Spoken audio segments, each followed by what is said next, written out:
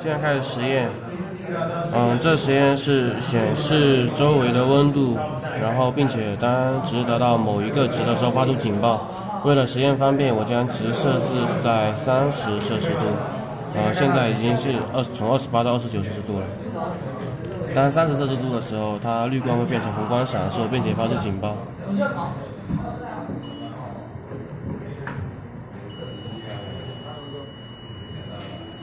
不是好了吗？现在让温度下降下来。